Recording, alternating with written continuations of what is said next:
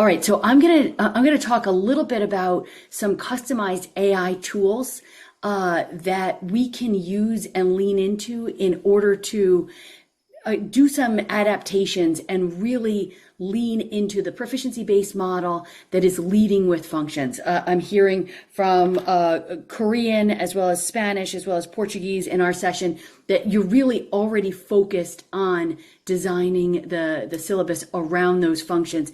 So now we're going to look at some tools that could help us, do some of that lifting for us. So let me just advance here. Okay. So one of the things that I've done over this past year and a half or so is customize GPTs. So I'm going to be talking about ways to leverage AI tools that are grounded and aligned to our foundational documents. So I just want to make it clear that this is not ChatGPT. This is not just the generic model. But when I'm giving the examples that I'm going to share this afternoon, they are all trained on the 2026 can-do statements. They are trained on language functions, the 2024 ACTFL proficiency guidelines, the a wide variety of model units, model communicative tasks. So those are some of the things that are in this GPT. So you can see it by just going to this tiny URL or hitting that code, but you can also see it if you go into ChatGPT and you just search for WL curriculum development. So what are the uses of this one? Well, it can create detailed lessons plans, units, and tasks by mode based on unit goals. It can also prompt you to attach a unit plan and have communicative tasks created. It can also ask you to hit the plus sign and attach an authentic resource or resources and create a course syllabus. So there are lots of ways that we could use this. And on this Saturday and next Saturday, we're going to have some workshop time where Thor has already sent out information to you. You could drop in for a half hour. You could drop in for the hour and a half. And we're going to actually work through some of these tools to modify the syllabi that you're working on. That being said, this will be one of the tools that we can lean into.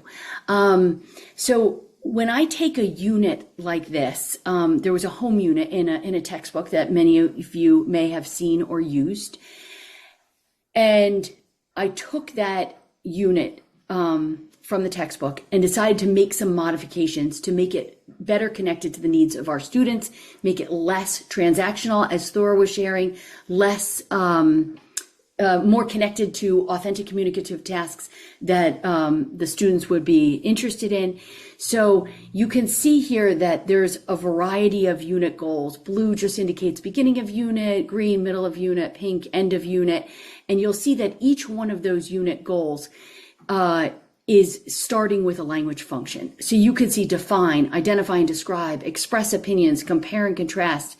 All of these unit goals go across all three modes of communication. So when we're thinking about Wiggins and McTighe and our backward planning, we're thinking in stage one, what should learners know and be able to do by the end of the unit?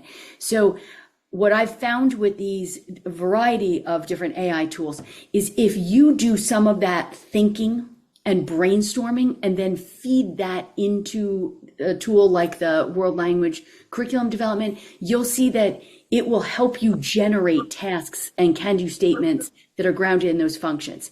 So once I think about that, at the beginning of the unit in the textbook, it did not have these unit goals. These were goals that I had to somewhat manipulate and create to place on top because it did not. It had all the places in the house.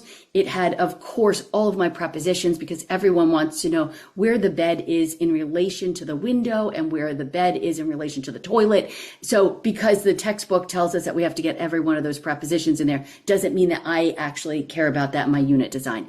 So I go in and create those unit goals based on what I think would be communicative tasks and interesting functions for the learners.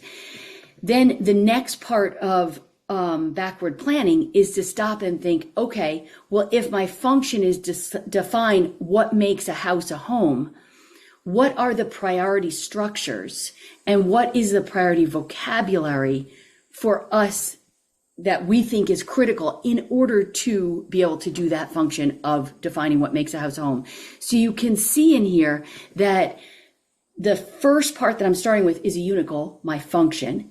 Then I'm looking at, well, what accuracy, what structure and vocabulary in order to support that function. So you can see that would be something from the beginning of the unit. Then we're starting to think about, describe what you did at home over the weekend, including meals with family and friends. So you can see here I have sample of what that vocabulary looks like for me, for the choices for my learners here. And this is intermediate low, narration, present times. So you can see that I'm thinking, oops, sorry about that. And then what I do is I can take that unit template and I can upload it and attach it to the World Language Curriculum Development. And it will say, sure, let me adapt that syllabus in alignment with the criteria of fact. So going back to where we were at, I know we have a few new people that weren't with us on Monday. But for those of you who were not with us on Monday, we're thinking about how do I make sure that my syllabus, my weekly can-do statements, as well as my daily can-do statements align with the functions, what the learner is going to do with the language, using the accuracy needed for that across that content and context, and at the appropriate text type. Are the students producing words, sentence, paragraphs, extended discourse? So you'll see, I'm going to model a unit live in the chat GPT a little bit later this afternoon. But what I wanted to show you is that I'm going to show you a different unit at that point, and you will see it will generate everything with the criteria of fact so that it's telling you to lean into these functions, accuracy, content, and text type. So I'm going to go ahead and allow Thor to think through how he used this for his syllabus. So I've actually been using this custom GPT in order to do several work, and I've just been kind of playing with different syllabi and looking at what it would be able to do for me. So the first thing that we can do is to tighten our course objectives. So all of our language school syllabi should say our course objectives, like a description of what learners learn from this. A lot of times this is what's in the course catalog, although that's not always the case. If you find that for your level and your language, you need to update this, you can do that, and we can update it in the course catalog as well. Talk to the assistant director in your school. And then the learning outcomes. So I looked at, this was my 2022 syllabus. This was the last time I taught German level 1. There were some good things in there. I talked about the communicative modes. I talk about grammar and vocabulary, intercultural literacy. I mention what proficiency range students could get and how they could learn more about that on the actual scale. And I have a few learning outcomes with some verbs, some functional verbs of actions that learners could self-assess with. And that's what the learning outcomes are for, is for self-assessment. But I included this prompt in the custom GPT that was trained on World Language Curriculum Design that Leo was mentioning. And I'm just asking it basically to bring out more the communicative modes and to give me sort of a plan for what language functions would happen in a class like this, a class that's taking students from novice low up through intermediate mid in 7 weeks. The first thing that it did, it reminded me that I shouldn't say expect to achieve A2 plus or intermediate mid, that I should say students who engage consistently and successfully in the course work toward performance in familiar contexts. That's much more sophisticated. I think it's more accurate and more reasonable to have in the language when we talk about expected proficiency gains for our learners. So I appreciated that. If we look at the course objectives that it did, this was a much better version of course objectives than the one that I had had. It clearly lists out the 3 modes, introduces them, explains them. The red here are the functions that come out. The black, this memorized words and phrases to original sentences to short strings of sentences. You know, that highlights the text types. And one of the things that I just realized is like, oh, I had students write 3 essays in this class. You know, they were writing multi-paragraph texts when really what would be more level appropriate was like more single paragraph work.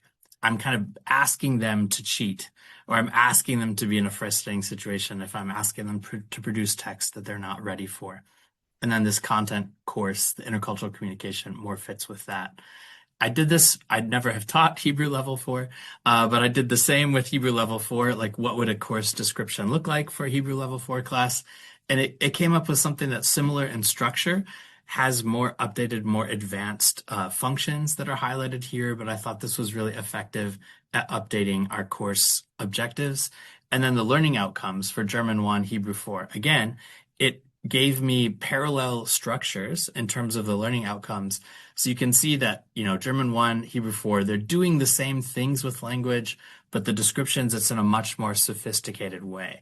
And this is something that can hold me accountable as an instructor. Like, are the learners actually accomplishing these things in the way that it's described here?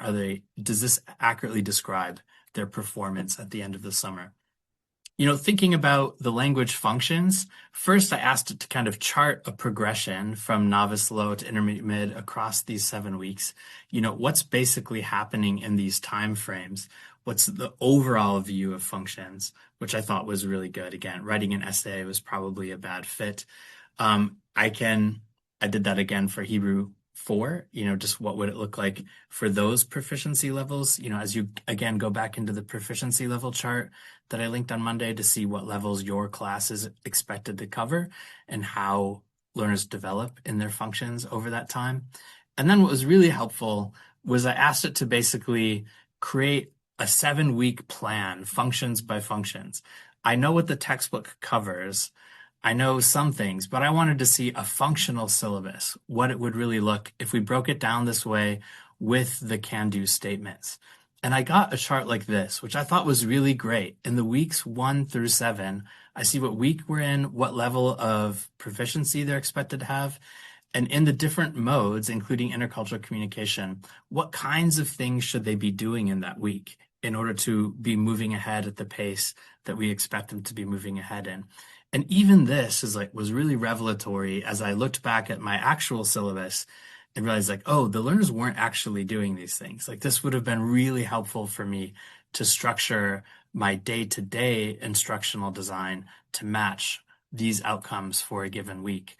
And if I aligned it with the grammar goals for each week, I kind of have this big overview. I see the themes, the thematic syllabus, the grammar points, the grammatical syllabus, but I've got these 3 columns here for the functions, and I would really want the functions to be the true narrative spine. That this other thing, the thematic work, the grammatical work, is an occasion for or in service of the functions, but the functions should be the thing that the learners at the end of each week would look at, would self-assess with, that we could reflect on, and they could see, am I able to do these things as I advance through the proficiency levels? So in this section, again, I took that week 4 just there and kind of blew it up a little bit to see the very specific objectives. The actual proficiency guidelines allow us to get even more specific than this. So in week 4, these learners are at novice high. So when it comes to interpretive communication, when they're looking at a text, when they're listening to an audio, when they're watching a video, so I'm going to the novice chart. There's an intermediate chart and there's an advanced chart. Going to the novice high column, and then I can actually see there's 3 types: informational texts, fictional texts, and observed conversations and discussions. So if I look at just the specifics for the informational texts, I get these very specific examples of can-do statements. And these actually lend themselves extremely well to creating assessments, to creating in-class activities. What would I do with the materials in my class here? What's a level appropriate way to keep moving forward with functions in command? Yeah. And then, so basically, I think this is even more helpful as I make my plan for the week. Novice high, these are the modes.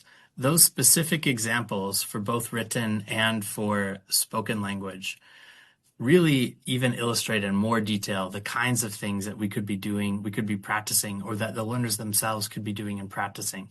For informational text, fictional text, observed conversations. And then interpersonal mode and presentational mode are also broke down into these sort of 3 contexts. And I could actually do the same thing and get the examples for written and for spoken.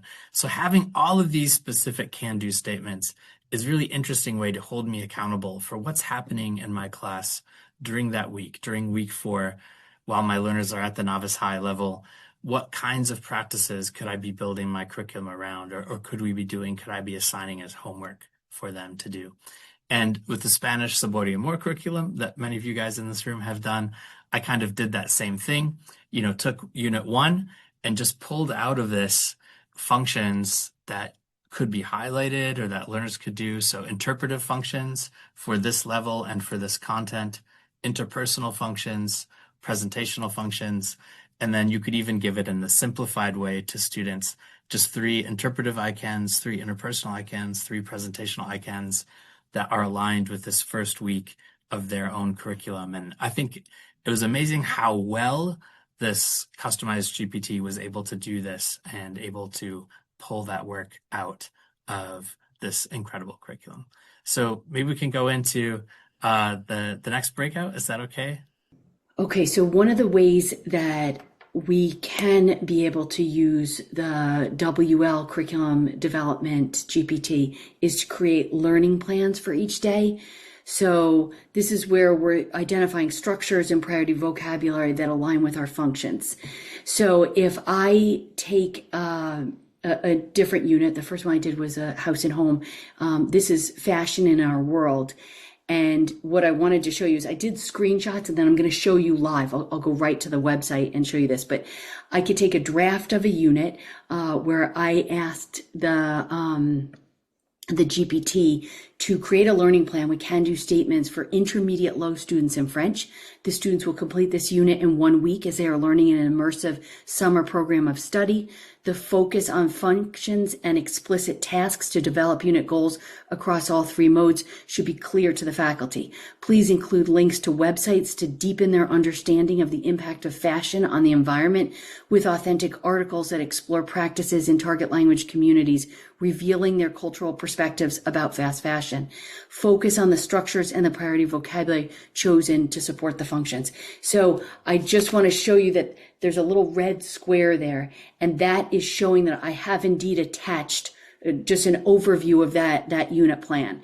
So then what it does is it will go ahead and it will create an idea for me to consider, leaning into that theme, connecting with the United Nations Sustainable Development Goal, which is in this case number 12, le ODD, or ODS in Spanish, and that would be número 12 as the one that connects with this one.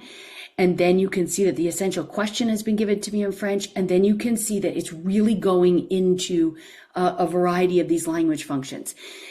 In order to determine, where does it say? The functions, and then underneath that is vocabulary, which I'll show you on the next screen. So, but it is going to say, in order to be able to do these functions, you need this grammar, and then you need this priority vocabulary. And so, again, just screenshots of this, I can say, as my teaching assistant, can you give me some ideas of some can-do statements in the interpretive mode, presentational mode, interpersonal mode, and what would some of those tasks look like? So here's a day 4, environmental impact and opinions. So I can understand some details about environmental impacts of fashion. You can see that they gave me a great article that was Mode et Environnement. This was all in French. I asked it to give me only resources in the target language that would reveal the French perspective on fast fashion. And then you can see that towards the end, I can say, can you also create an integrated performance assessment for me? So the integrated performance assessment is the model of assessment that ACFL uses. So that would be part of my backward planning for stage 2. How will the students demonstrate that they can do these goals? And so part A of your integrated performance assessment is typically your interpretive mode. So you're going to see that they found an article, Un jour une actu, and it's C'est quoi la fast fashion? So you can see that they're giving them an authentic article. The can-do statement is underneath it. The task is underneath it. And so let me come to my screen right here so you can actually see it in the full screen. But basically what you'll do is when you get to ChatGPT, you will see that you can type in here. This is where my prompt goes. And the prompt engineering, I'm sure many of you are familiar with this. The more detailed you make your prompt, the more focused it is on the specific proficiency level, the specific functions you're looking for, the better it's going to be. And then you can see that it is creating something that is at that intermediate low level because that is the unit that I gave it. So you can see here that this is predicated upon UNSDG number 12. And you could see I was writing this unit. This is language agnostic. So you're going to see that I have a variety of languages in here, but you're seeing that we chose the priority vocabulary for each of the functions. Okay, so then let me come back over and get this out of here so you can see. Okay, so basically what it's going to do is say, if you are going to be able to explain the impact of fast fashion, there are certain priority vocabulary words that you're going to need about production and factories. That's a huge part of it. You're also going to have descriptions about what is sustainable or ecological or responsible. So you're going to see that it's going to pick out some of those priority vocabulary for you. And then you can see this is what it will create for me.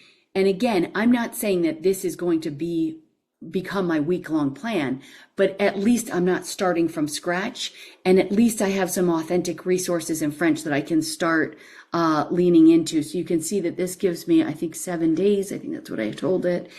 And then it's also bringing in action, because action is a really big part of the United Nations Sustainable Development goals. And so there's all these 170 action steps that are to support the 17 UN SDGs. So I have trained it to consider folding in those action steps. So you'll see that some of those ideas are in here as well.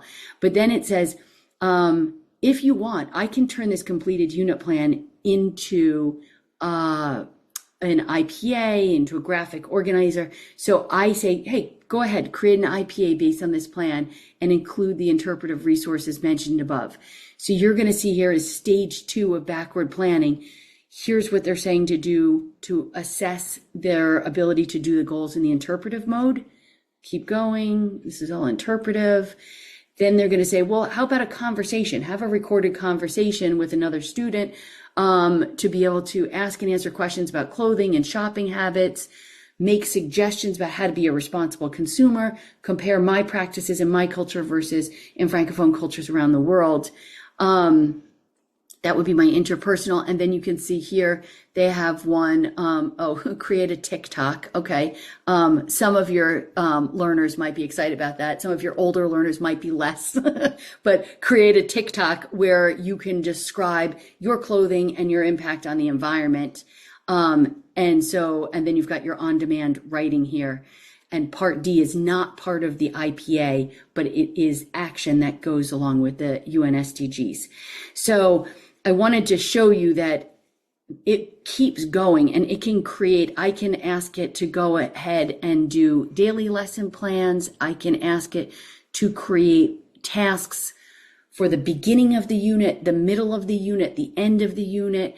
I can ask it to create a chat mat. There are so many different things that I'm going to make you seasick as I scroll through all of this, but this will continue to be like an iterative process where you can then say, okay, let's get to the end here.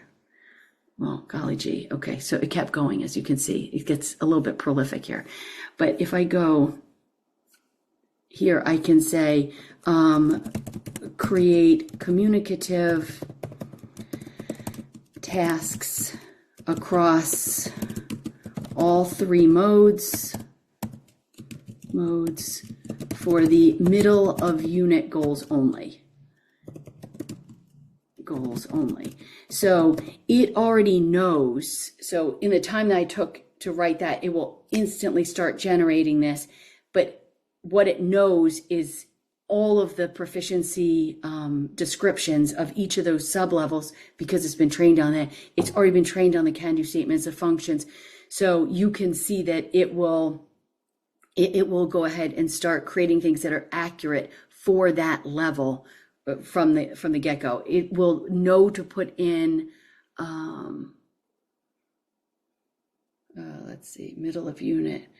Okay, novice, high. So that's interesting because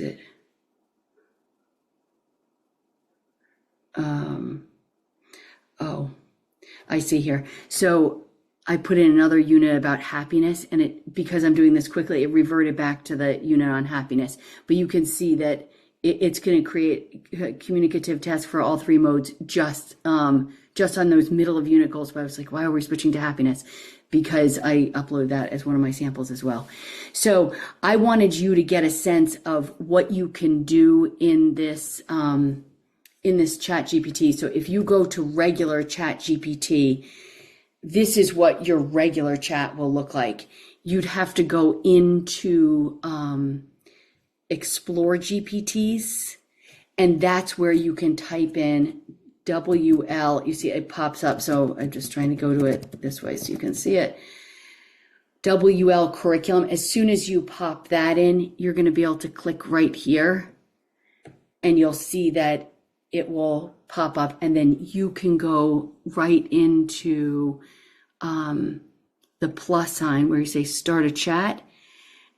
And in the case of the fact that we have three of the authors of Sabor y Amor here that wrote the Spanish textbook, you could go in and say, using this chapter, using this song, using this, create an additional interpersonal task, or create can-do statements with functions for the students to be able to reflect on at the end of the week to determine how well they think they can do whatever the task is for that week. So this is where you would add the plus, and you could go right here, add photos and files, and that would be where you could add in whatever attachments that you like.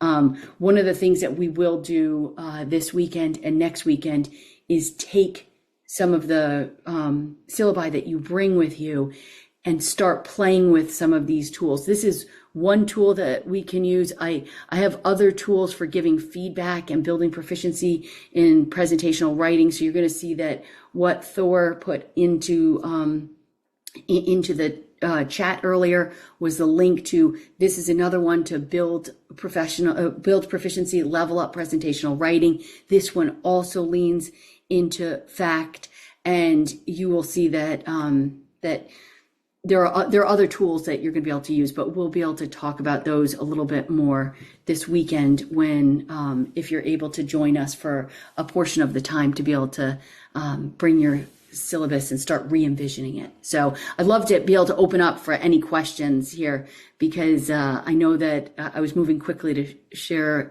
with you, and so you have the floor.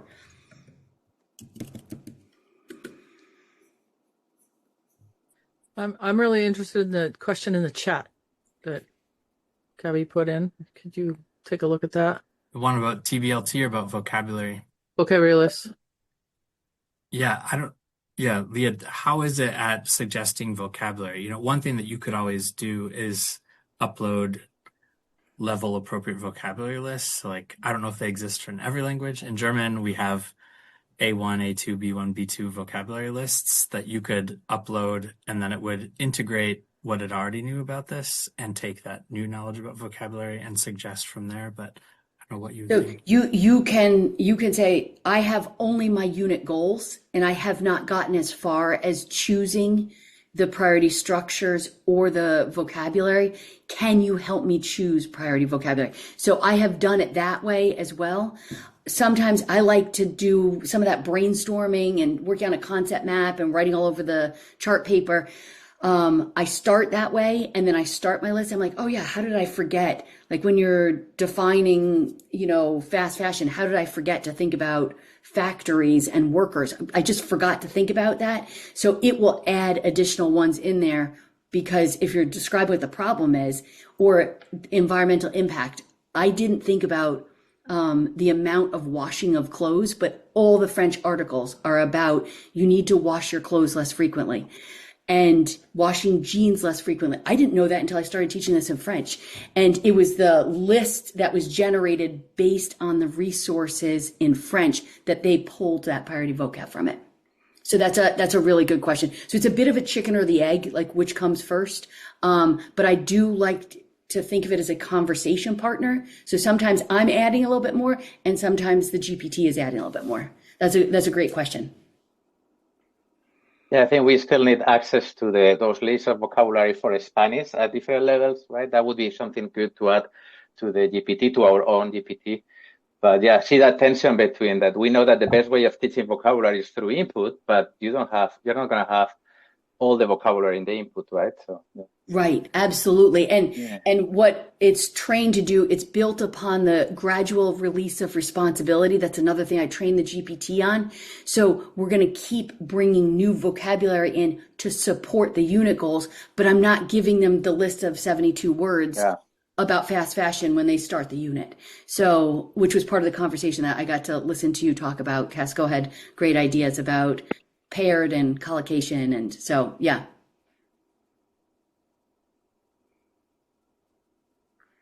And I was going to say there was a question about tasks and task-based teaching. So I asked it to develop some tasks for me for German and like scaffold it. They weren't the most creative, but they were very effective and like aligned with everything that I was like would be doing in these hypothetical units. So that is something, it could be a brainstorming partner at least. And if you don't know what a pedagogical task is, it's like a way of integrating practice in multiple different modes, connecting it to real life. It knows about tasks. So you can ask it questions about pedagogical tasks and it can help walk you through teaching you what it is and giving you suggestions of how you could integrate that. And so I don't want to monopolize, but I have a question. So how good it is at selecting? One of the things that we do as teachers, and we spend a lot of time, is creating a list of like input, right? So how good is the input compared to something that you would find on your own? Like all of these links that we were seeing, were they like something that this is good, maybe this is not that good? Like that's a great question. I would say that once you get to intermediate and advanced, it is so much better at getting me a good variety of resources. It's also great because I go out to Gemini a lot. In addition to what I'm doing with the other customized GPTs, and it's the novice level that we always have the hardest time. You know, being able to find some of those resources. But I will oftentimes find a resource and then upload it to World Language Curriculum Development and say, reduce the Lexile level to a novice high. So I'm starting with an authentic resource. I'm starting with the French perspective on, you know, fast fashion and how we care for our clothing. But I'm not, I am reducing the Lexile level in order to make it approachable for my novice. So that's always the hardest part, curating those novice level authentic resources. Yeah. And I wonder how authentic it could be the end goal. Sorry, go ahead. I'll ask a question behind me. No. Go ahead. You have your train of thought. No, finish your train of thought. Finish. Okay. No. I'm because I came here late today. I just want to apologize. I want to see, where is this located? Is this under Middlebury platform? How do I have access to that? So what I customize is free and open. You can go into ChatGPT. I just put it in the store for free. But if you don't have a paid account, it's going to give you, I think, 7 prompts, and then it's going to say, come back in 5 hours. So you know how I wrote a somewhat lengthy prompt and said, okay, so it's 4 an immersive program, 4 intermediate low, 4 French, and Thor did the same for his German 1 description. Take the time to write it out if you don't have a paid account. Because if you just say, revise my syllabus, and then you're like, oh, by the way, 4 intermediate low, and then, oh, by the way, every time you do, oh, by the way, you just used one of your queries. So craft your prompt and think about it before you press send, and you're going to find that you'll get a much better answer. So the idea is garbage in, garbage out is really what people say with the prompt. Got it. So, well, in my case, I do have a paid account, so I would just look for you gave us, like you said, that we should go to Explore GPT, right? Explore GPT, or you could just go to that tiny URL, and Thor will send out a nice review, overview of everything, and we'll just put the direct link right there. I Yes. appreciate. I'm sorry if you already explained that. I'm sorry, but I I did appreciate. not. I did not. And I have to get a picture of all of you. We didn't get a picture on Monday, so we at least Oh, have to look excited and alive here. But wait, I just lost. Okay, somebody just disappeared. And Barbara has a question after that, so I want to. Ijuan, I think that your camera doesn't work, so we're taking it with just your name, if that's okay. And Barbara, I know you have a question. Go ahead. Yeah, I have a quick question. So I was interested, thank you. I'm just wondering, like, I'm French, so how do you get to the different variation of French? Like French from Switzerland, how do you tell them to do? Because Gabby, I think, is going to be the same. So how do you get the more diverse resource instead of focusing? Because most of the textbook, until very recently, that's what they were doing. They were only focusing on French. Yep. But there's only there. So how can you ask ChatGPT to give you outside of the, because what you show us, Un jour une actu, that's French. That's French. So, absolutely, absolutely. And you're going to see that in the instructions that I customized for that GPT, I told them to do the variety of speakers from the target language communities. So I have embedded that everywhere. I also have it trained on the intercultural can-do statements. So Barbara, on Monday, we were able to look at the revised 2026 can-do statements. And now you enter into the can-do statements through the lens of intercultural communication. So it's exploring the products and practices of languages, of where the language is spoken. So I can't emphasize that enough. I agree with you wholeheartedly, which is a big part of why we need to use these AI tools, because everybody falls back on, well, my lived experience is the realia from Spain. My lived experience is Quebecois. And that's not our role as faculty. It's to expose them to the products and practices of speakers of these languages from all around the world. So that's a really good point, Barbara. Thank you. Merci. Delia. So yeah, again, how these custom GPTs work, they still do have access linguistically to everything that's in the mega GPT, the world. What the custom GPT does is it narrows the kinds of output, like what it's doing in the language, sort of its language functions, like how it's going to interact with you. But you could say, respond to me in Swiss German. I'm a Swiss German. It still is trained on all of the actful knowledge. It still is trained on all of the actful can-do statements. It will use whatever language that I want to interact with it in as it, but it's drawing on that knowledge base that it has and then just using its translation algorithms to give that to me. So